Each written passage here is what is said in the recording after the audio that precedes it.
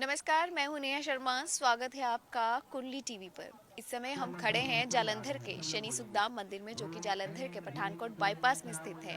आज शनि अमावस्या है और इसी उपलक्ष्य में शनि सुखधाम मंदिर में हवन यज्ञ करवाया जा रहा है और पूरा दिन यहाँ पर ज्योतिष सम्मेलन का आयोजन भी किया गया है। इस ज्योतिष सम्मेलन में हम यहाँ पर देखते हैं कि बहुत सारे लोगों की यहाँ पर कुंडलियाँ, जो एस्ट्रोलॉजर्स हैं, यहाँ पर आकर देख रहे हैं। तो चलिए सबसे पहले दर्शन करते हैं शनि सुखधाम मंदिर के।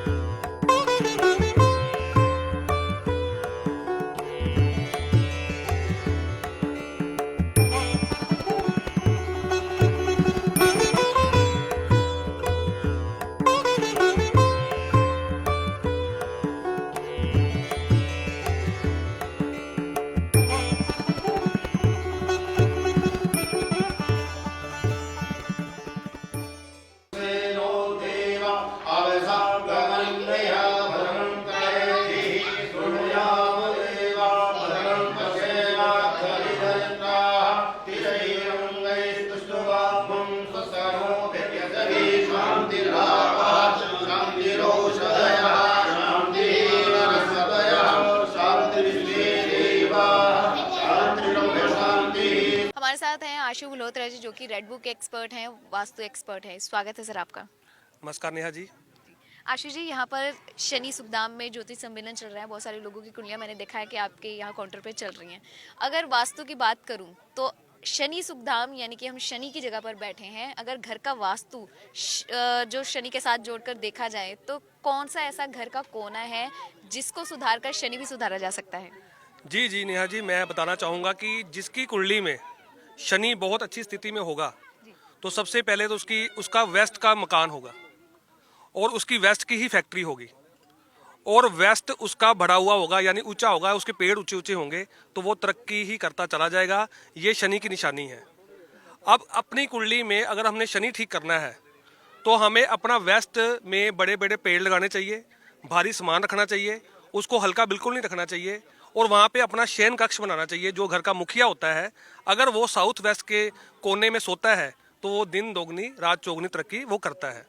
तो ये चीज़ें शनि को हम ठीक कर सकते हैं। और अगर बात करूं आज की, तो आज 4 दिसंबर 2021, जैसे कि शनि अमावस्या है और आज सूर्य ग्रहण भी था, तो इस दिन शनि सुखधाम में बहुत बड़ा सम्मेलन हो रहा है, जहां पे हम लोगों की पत्रियां देखकर जो भी उसमें समस्या है उसका हल बता रहे हैं। और ये दिन भी बहुत बड़ा है, यहाँ पे आज हवन भी हुए हैं, जो एक अपने आप में बड़ी बात है। और शनि देव की कृपा मुझे लगता है कि आने वाले वर्ष में सब पर रहेगी, जो भी यहाँ पे आया है, क्योंकि अगला साल का राजा भी शनि है और देवगुरु बृहस्पति उसके मंत्री हैं।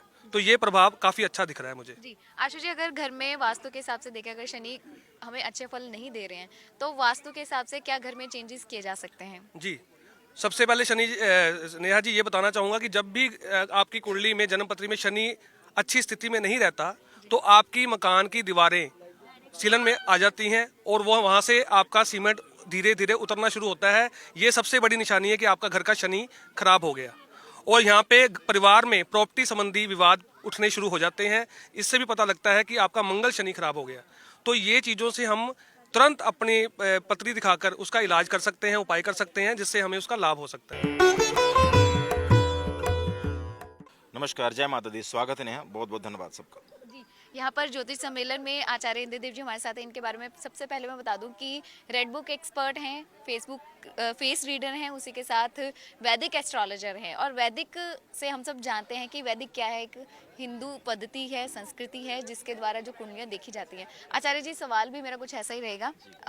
हमने ज्योतिष सम्मेलन में देखा टैरो रीडिंग हो रही है, रेड बुक के हिसाब से देखा जाता है, पराशि के हिसाब से, अंक ज्योतिष के हिसाब से। तो वैदिक आपके नाम के आगे लगा है, तो वैदिक वाले आपको क्या लगता है कि यहाँ पर कितने लोग आपको यहाँ पर मिले जो वैदिक में ही बिलीव करते हैं? जी नेहा जी, मैंने तो लगभग यही देखा है। जहाँ तक आपने कहा वैदिक आपके पास, तो वैदिक के बारे में कहा जाए तो सबसे, ये धरती की सबसे प्राचीन ज्योतिष ही वैदिक है। उसके आधार पर ही सारी जो ज्योतिष का, चाहे वो रेड बुक हो या न्यूमरोलॉजी हो या कोई भी ज्योतिष हो, वैदिक के बाद ही बनी, वैदिक का सहारा लेके बना।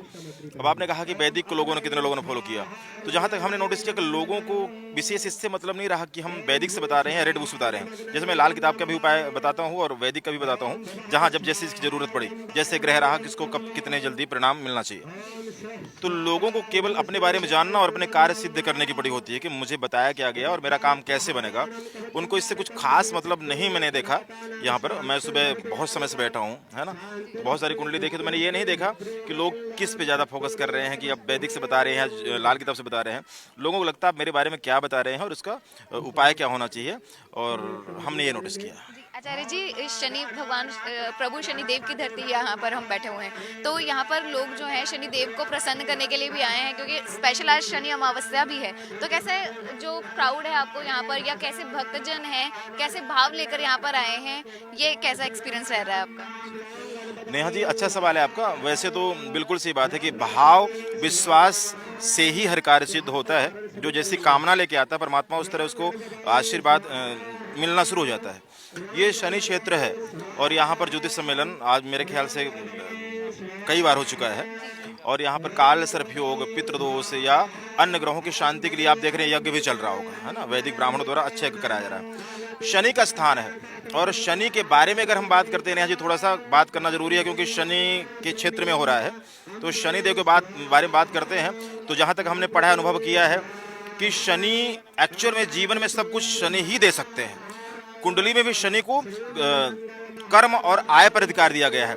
10वें घर और 11वें घर का स्वामी बताया गया है काल पुरुष कुंडली, और कारक कहाँ का बताया गया है? 6, 8 और 12वें घर का, कर्म और काय का। अब आप देख लीजिए, सीधा सवाल बनता है कि कर्म से आय, तो यानी कि बिना शनि की कृपा से कुछ मिल ही नहीं सकता।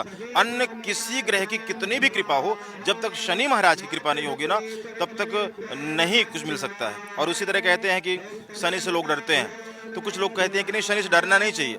मैं कहता हूँ शनि से डरना चाहिए। अगर आप शनि से नहीं डरते हैं तो कर्म से तो डरना चाहिए।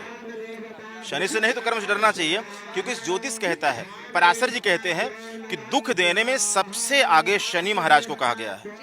6, 8 और 12वें घर का कारक कहा गया है। 6ठा घर रोग ऋण शत्रु, 8वां घर अचानक या बड़ी बीमारी, और 12वां घर तो फिर अंतिम द्वार ही है, मोक्ष मृत्यु ही है सीधा।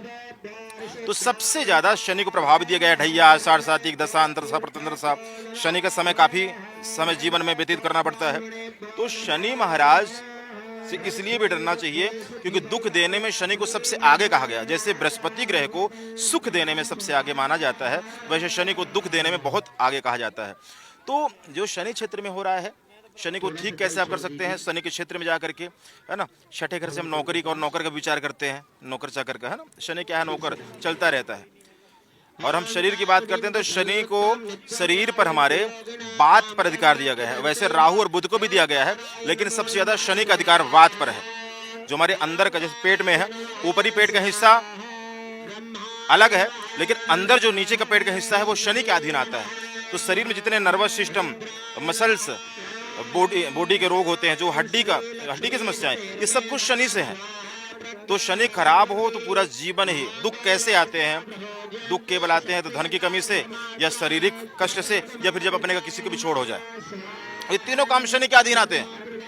तो इसलिए शनि को प्रसन्न करने के लिए हमें जहां तक लगता है, नेहा जी, बहुत सारे उपाय हैं। नए नए आधुनिक युगों में, लेकिन जो हमें लगता है तो व्यक्ति को सुंदरकांड हनुमान जी की आराधना करनी चाहिए, शनि की प्रसन्नता के लिए भगवान कृष्ण की भक्ति करनी चाहिए, शनि की प्रसन्नता के लिए शिव आराधना करनी चाहिए। भगवान शंकर ने शनि को ग्रह की उपाधि दी थी, तो भगवान शिव की आराधना से शनि बड़ी जल्दी प्रसन्न होते हैं। किसी कहा का न मानने से, मजदूर का सम्मान करने से शनि अच्छे होते हैं। तो इस शनि क्षेत्र में बहुत सारे लोगों ने पत्रिका दिखाई है और बहुत सारे लोग लगभग, मुझे तो लगता है कि संतुष्ट रहे होंगे, बाकी आप खुद ही पता कर सकते हैं लोगों से कैसा रहा।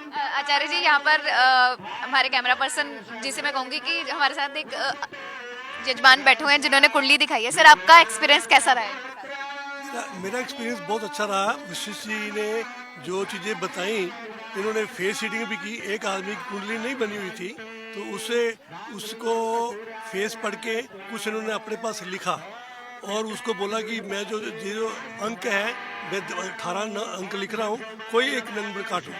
जो उसने काटा तो इन्होंने वही लिखा हुआ था। फिर उन्होंने कहा कि माँ बाप का या शहर का नाम बताओ, तो उन्होंने जो नाम, पहला नाम था जो बताया, वही उन्होंने लिखा हुआ था। तो इसका मतलब है कि विशिष्ट जी चेहरा पढ़ने में भी विशेषज्ञ हैं और प्रश्न काल में भी ठीक रहा। फिर उन्होंने कुछ प्रश्न किए, उसका उत्तर भी उन्होंने दिया, जिससे हम लोगों को संतुष्टि हुई। उन्होंने लाल किताब और हमारे जो वेदों के ऊपर से जो आधारित है ये एस्ट्रोलॉजी है, उसके भी उपाय बताए। सुंदरकांड का पाठ कीजिए, शिव की आराधना कीजिए और पारिजात और मीठी नीम का पेड़ अपने घर में लगाइए। तो हम संतुष्ट हैं। और जो ये इन्होंने और भी जन्म कुंडली भी दिखाई, उसके बारे में इन्होंने सही सही वर्णन किया है। इस समय हैं हम टैरो कार्ड नीलम जी के साथ। Welcome ma'am. वेलकम जी, क्या हाल चाल? बढ़िया मैम। जैसे अंक ज्योतिष होते हैं, वैदिक एस्ट्रोलॉजर हैं, प्राश्री हैं, रेड बुक है, बहुत सारे एस्ट्रोलॉजर्स हैं। तो आपका मैंने स्पेशल डेस्क देखा, यानी कि टैरो कार्ड, टैरो सेशन। तो इसमें आप ज्योतिष सम्मेलन है, कैसा रिस्पांस? सबसे पहले तो ये जानना चाहूँगी कि लोगों को कितनी नॉलेज है इसके बारे में। बहुत ही अच्छा है, बहुत ही अच्छा। और उन लोगों के लिए बहुत ही सुविधाजनक हो जाता है नेहा जी, जिनके पास अपनी कुंडलियाँ नहीं हैं। क्योंकि बहुत से लोग, एज्ड लोग आते हैं, या बहुत पुराने टाइमों में लोगों के पास डेट ऑफ बर्थ टाइम नहीं थी, और अब टैरो से वो सिर्फ अपना नाम बताकर, बर्थ ईयर बताकर सवाल पूछ सकते हैं। और उसमें भी बहुत ज़्यादा सुविधाजनक हो जाता है जब लोगों का प्रेजेंट में कोई सवाल होता है, मेरा ये काम होगा या नहीं। तो टैरो जो है वो इंस्टिंक्ट आंसर जो है कार्ड्स के माध्यम से उससे दिए जा सकते हैं। और इस ज्योतिष सम्मेलन में बहुत भारी मात्रा में लोगों में अवेयरनेस है और कार्ड्स के प्रति बहुत ज़्यादा इंटरेस्ट भी है। अच्छा मैम, ये एक बिल्कुल न्यू टेक्निक है, क्योंकि मुझे लगता है कि ये विद्या बहुत पुरानी होगी, लेकिन जो अभी इसका रिस्पांस है इस समय मिलना शुरू हुआ है, यानी कि हमारी एज ग्रुप के लिए या तो आपको एज ग्रुप का भी कुछ लगा कि आपके पास यूथ या ज़्यादा आ रहा है, या फिर जो बड़े बुजुर्ग हैं, लगा लीजिए मेरे मदर के एज के या मेरी दादी के एज के, वो लोग भी इसमें इंटरेस्ट दिखा रहे हैं या नहीं? नहीं, बिल्कुल नेहा जी, दोनों ही एज ग्रुप के लोग बिल्कुल समान मात्रा में आते हैं। बड़ों में इंटरेस्ट इसलिए है कि उनके लिए नई चीज़ है, और यूथ के लिए इंटरेस्टिंग इसलिए है कि उन्हें पता है कि अब ये नई टेक्नोलॉजी, या कह सकते हो नई पद्धति हमारे भारत में आई है। पहले क्योंकि पुराने टाइम में वही कुंडलियाँ चल रही हैं, कुंडलियों से देखा जाता है, जबकि कुंडली और टैरो दोनों साथ में रिलेट करते हैं।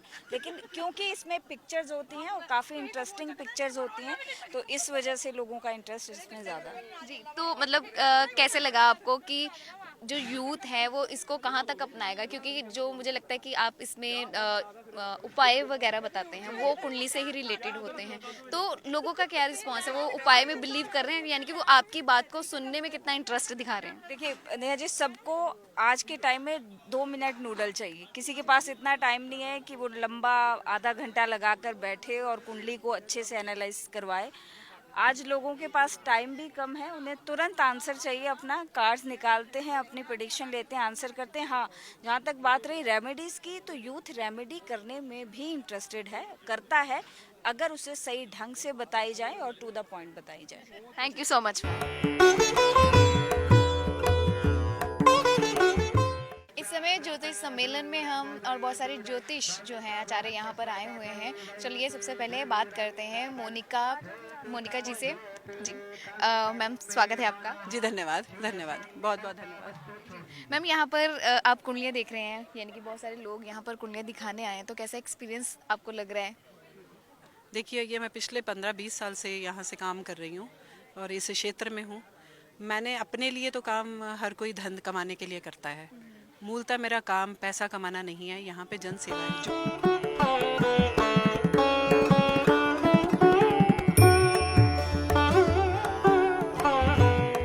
इस समय हमारे साथ हैं वैदिक एस्ट्रोलॉजर आंचल शर्मा जी। स्वागत है मैम आपका।